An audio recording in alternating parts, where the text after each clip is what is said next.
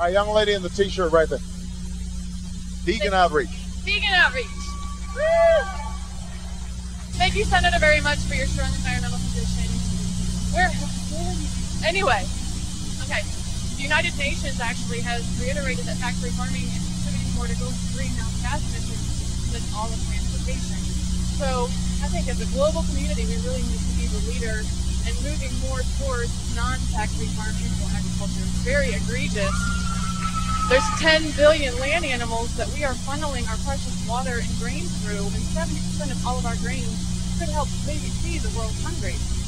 So, as the next leader of the most amazing nation in the world, how can we set the example on a more nutritional, plant-based diet that's more eco-friendly and sustainable, that can maintain our water resources and all of our grains? Thank you very much. Okay, well, it's a great question. Now I have to say, in the interest of full disclosure, that I do like a steak once in a while. I'm just being honest. I like barbecue. I'm not gonna lie. But the young lady makes a very important point, and that is this. Right now, our food system worldwide is under enormous pressure. It's under enormous pressure. Because, first of all, you've had, as a consequence of climate change, you've had severe changes in weather patterns. We don't fully understand what these effects are, but for example, Australia's had huge droughts, which has taken a lot of crops, grain production has been much lower. And supplies have tightened. You're starting to see riots around food in places like Haiti and other poor countries around the world. And what is also true is that as countries like China and India become wealthier, then they start changing their food habits. They start eating more meat, more animal.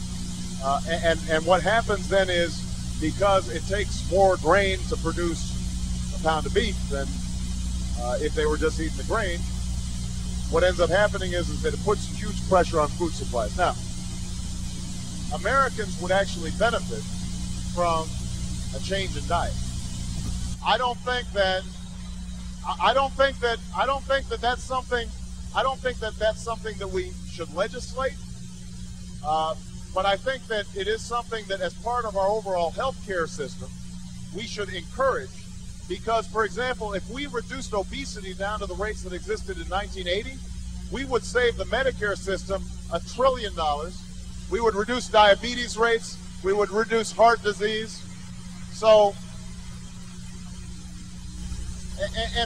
so the fact that we subsidize some of these big agribusiness operations that are not necessarily producing healthy food, and we discourage, or we don't subsidize, farmers who are producing fruits and vegetables and small-scale farming that gets produce immediately to consumers as opposed to having it processed. The fact that we're not doing more to make sure that healthy food is in the schools, all those things don't make sense. And I think it is important for us to re-examine our overall food policy so that we're encouraging good habits and not bad habits. For example, just making sure that there are more fruits and vegetables in school lunch programs. That would make an enormous difference in how our children's diets develop. That would make us healthier over the long term. It would cut our healthcare costs, and maybe it would help people elsewhere in the world who are in less wealthy countries feed themselves as well. So it's a great question. It's important. All right. I've got time for one more question. I've only got time for, it's got to be a guy. It's got to be a guy. I had to be fair.